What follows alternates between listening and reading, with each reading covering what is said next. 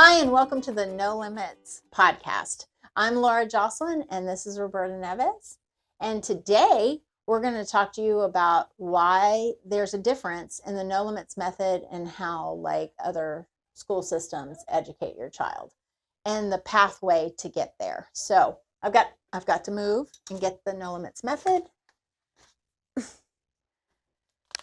Core values.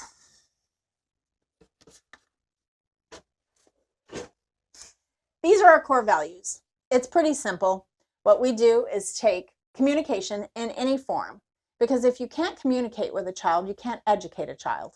So that seems to be a big missing component. Yes, absolutely. From kids that we see all over the world. Yeah, and one of the things, like in the school system, because the teachers don't have the, the tools that they need, they don't understand how to use, an augmentative and alternative communication device. Right, that's what a speech therapist does. Right, exactly. And so typically if a child does have one, the speech therapist is the one who actually programs the device. The teacher doesn't. That's one of the things that is very different with the No Limits method. So then there becomes the break, because if the speech therapist is creating that conversation, it's going to be very different than an educational model that puts you into the lessons and teaches you things. They're completely different components, even in the educationally relevant dialogue that the school systems have right now. Right. So that is very important to me. Verbal or nonverbal or limited verbal, they should all have a way to interact with their lessons. And our second core value is choice. We've noticed so many times, and personally I've noticed with children in school systems and PPECs, there's a lot of times that these people are caring for these children, but they're not connecting to these children, right? And that choice that they have to have communication or the ability to make a choice, right?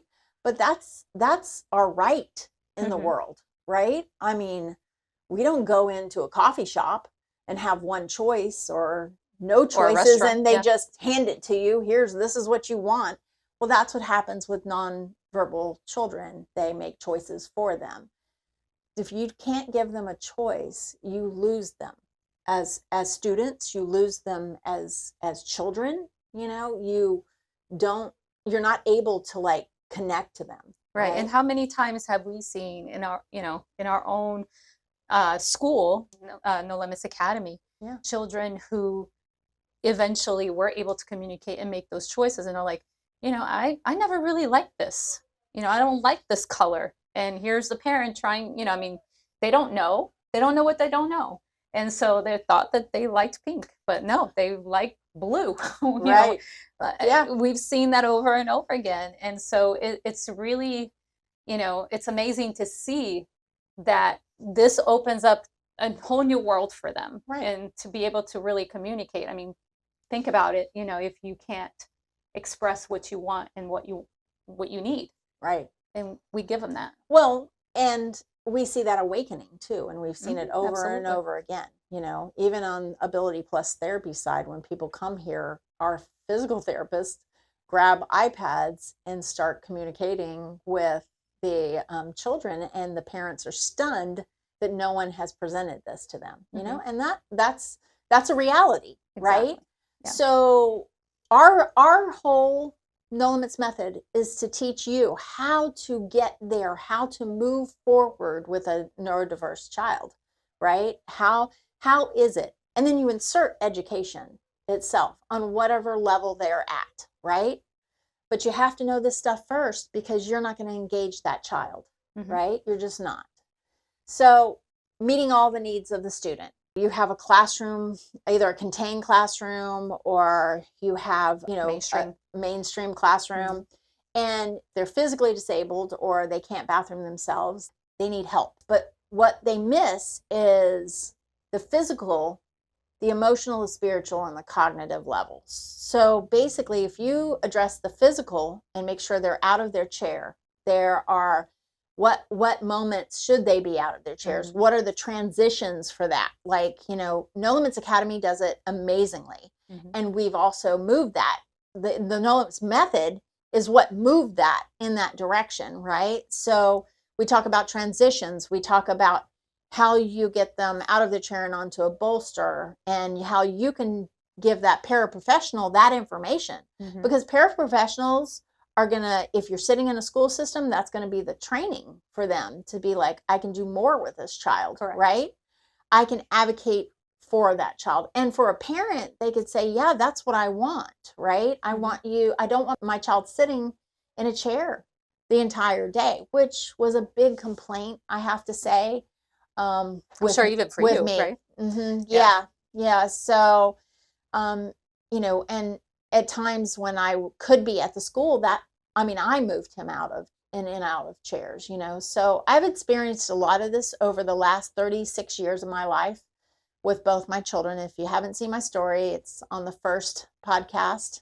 And I've got a video. So I have the adult children. So this hasn't only been proven by professionals on both these sides. It's been proven through my lifetime, on how I created different marches for them, and they thrived in them. So this is pretty much, like you're looking at the whole child.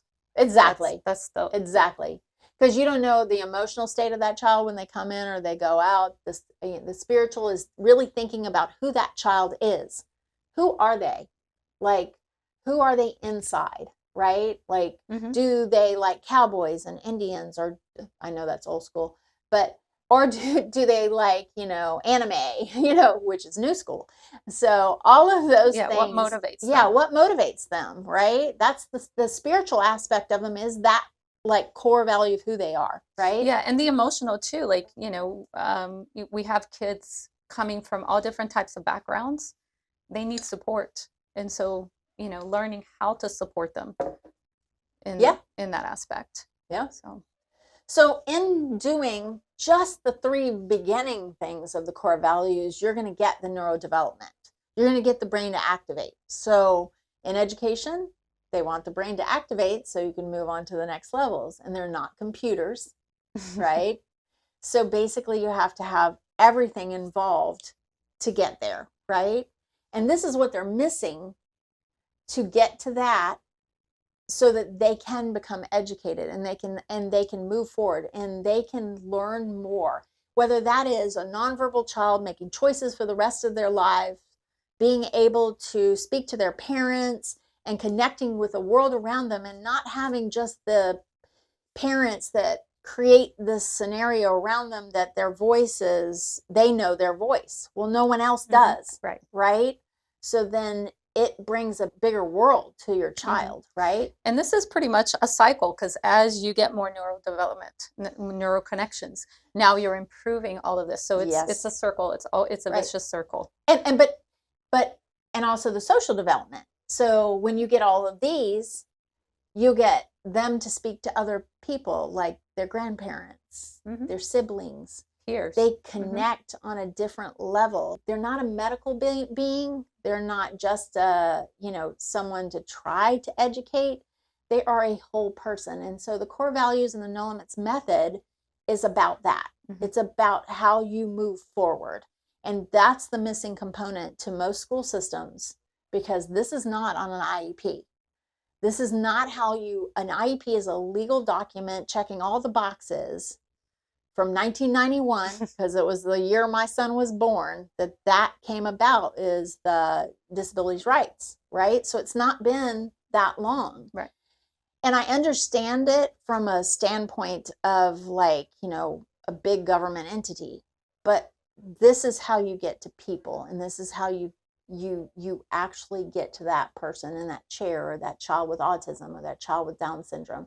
You meet all of these, right? Inside of the meeting all the needs of the students is the sensory inputs, all of that stuff. So which is the therapeutic aspect of it. Right. And so in the micro credentials, the therapist, your occupational therapist, you as the physical therapist, the speech therapist, is talking about all of these things, and these short little videos that don't take a lot of time, Right. but they're so informative. Yeah, if you have a child with a behavior, why is it that they're behaving that way? Is Right. it just purely behavior, or could it be sensory? Mm-hmm. So looking at the whole child and what is it that you need to do, and equipping you to understand and be able to isolate the issues so that you know how to address them. Right. And yeah. Over the 17 years, that we started No Limits Academy, we really strive to figure out, like, how do you do this? How are you doing this right? I knew what was wrong. I could clearly tell you everything that was wrong. I tried to work with the state governments and things like that to try to change how it was, and it wasn't going to change. So, and schools aren't innovative. They're not made to be innovative. They're not in any way. So they're not competing they have like strict business, right? Standards that they have to follow, right? But they can't be innovative. So basically, that puts them at a loss. So if you want to make a difference in your child's life, or you're a teacher or you're a paraprofessional, this training is going to be amazing for you. Like, it's going to give you everything that, when families come here and they get both sides of this, they understand, oh my gosh, my child can do more, right? Yeah. And that hope is like amazing, and it's because I knew my journey wasn't just for me, right? It's my journey is to see what's wrong and then bring these professionals around me, because we're not really like saying that any one professional is bad. I'm thinking it's a system that's just broken, that needs some help being fixed, and we're here to help, and we care about children.